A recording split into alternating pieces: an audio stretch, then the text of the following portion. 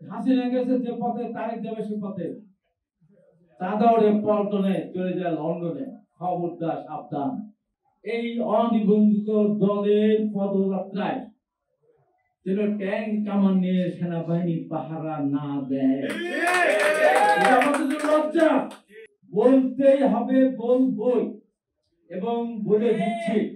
1 বছর আগে এদের বাড়ি ঘরের কি অবস্থা ছিল, এখন কি হয়েছে।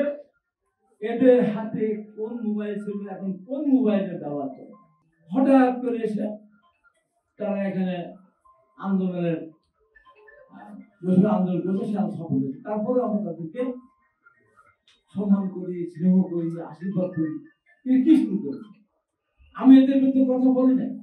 আমি 2-3 দিন বলা শুরু করেছি, কারণ বলতেই হবে, বলতেই হবে, বলবই, এবং বলে দিচ্ছি। আর যদি জিয়াউর রহমানের নামে সমালোচনা শুনি, আর যদি শুনি দিনের চায়ে কাওয়া তারেক রহমান কি হয় না, কিছু হয়তো বলে, আর যদি বলে হাসিনা গেছে যে পথে, তারেক যাবে সে পথে। চাঁদাউড়ে পল্টনে চলে যায় লন্ডনে। খবরদার, সাবধান। সাবধান করে দিচ্ছে কিন্তু। আবার বলে কি, চাঁদাবাজদের মার্কা ধানের শীষ মার্কা, বিএনপি উদ্দেশ্য করে। আরে জাতির জন্ম হতে চাঁদার পদ্ধতি, সৃষ্টি হয়েছে চাঁদার পদ্ধতি। রূপান্তর আমি আজকে দুঃখ বলবো, এই সমস্ত সমন্বয়কদের বাড়ি ঘরে বিভিন্ন সময় থাকো। 1 বছর আগে এদের বাড়ি ঘরের কি অবস্থা ছিল, এখন কি হয়েছে। এদের হাতে কোন মোবাইল ছিল, এখন কোন মোবাইলের ব্যবহার করে।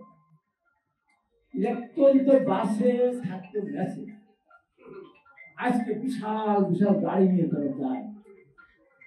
আর সরকারকে একটা কথা পরিষ্কার বলবো, প্রধান উপদেষ্টা এবং স্বরাষ্ট্র উপদেষ্টাকে, আর যেন এই অনিবন্ধিত দলের পদযাত্রায় যেন ট্যাঙ্ক কামান নিয়ে সেনাবাহিনী পাহারা না দেয়। এটা আমাদের জন্য লজ্জা। এর জন্য যে টাকা খরচ হচ্ছে, বিগত সরকার অন্যায় ভাবে যেসব টাকা খরচ করে তার জন্য হিসাব হবে, তার বিচার হবে। এই পদযাত্রায় অন্যায় ভাবে তাদের পিছনে যে কোটি কোটি টাকা খরচ হয়েছে, তার হিসাব একদিন কিন্তু দিতে হবে। ছেলে খেলা। এই দেশটা স্বাধীন করার জন্য আন্দোলন করেছি, মুক্তিযুদ্ধে গিয়েছি, বারবার আমরা হাসপাতালে গিয়েছি। এখন যারা ৭৭ মানে না, ৯০ মানে না, ৭১ মানে না, আজকে যে এটা অনেকে বোঝেন, আমি অত বুঝি না। এই যে জুলাই সনদ, এই জুলাই সনদ রাষ্ট্রীয় স্বীকৃতি দেওয়া যাবে, তাহলে আমাদের ৯০ সালে যে রাষ্ট্রীয় স্বীকৃতি দেওয়া উচিত ছিল, আমাদের তো চাইনি। সাংবিধানিক স্বীকৃতি হবে না, বলতে না।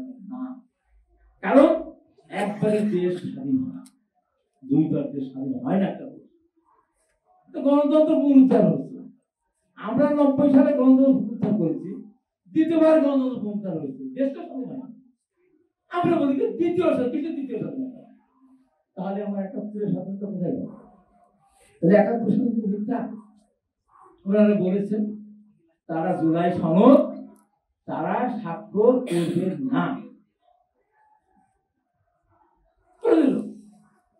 তারা বলে, ধমক দেয়, যদি গণপরিষদ নির্বাচন না হয় সেটা নির্বাচন হবে না। আবার বলে একদল আছে যারা স্থানীয় সরকার নির্বাচন না হলে অন্য কোনো নির্বাচন হবে না। আবার আজকে আমি দেখলাম আরেক জনের আমাদের মহাসচিবকে উদ্দেশ্য করে বুঝলাম, মহাসচিব বলেছেন বাংলাদেশের মানুষ ইভিএম ভাঙতে বুঝে না, পিআর সিস্টেম নিয়ে এখন এই মুহূর্তে নির্বাচন হওয়াটা অনেকেই করে, সেটা সমালোচনা করে বলেছে। কে সমালোচনা করেছে নাম বলতে চায় না। যে পিআর পদ্ধতি যারা বোঝে না তারা রাজনীতি করতে পারে।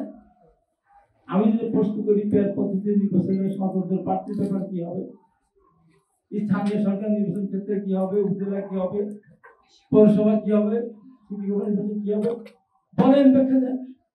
একজন সংসদ সদস্য মারা গেল, সেখানে নির্বাচন কোন পদ্ধতি হবে? এখন কোনো কিছুই নাই। আর আমাদের দেশে বিশেষ করে দেবো, আমাদের দেশে যাদেরকে আমরা পেটির মধ্যে করে না, করে রাখলে তো বাইরে থেকে একদিন বাড়ি দিলে 78 লাগে, পেটের ভেতর লাগে না।